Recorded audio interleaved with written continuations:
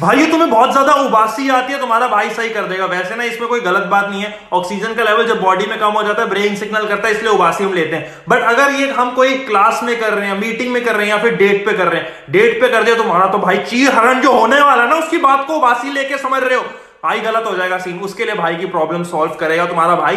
क्या करना है तो भाइयों, ये उंगली है, उंगली का ये जो ये बाहर वाला पार्ट है ना, बेसिकली इसको यहां से ऐसे दबाना है, इसको यहां से ऐसे दबाना है। 2 मिनट के लिए दबाओ, उबासी नहीं आएगी।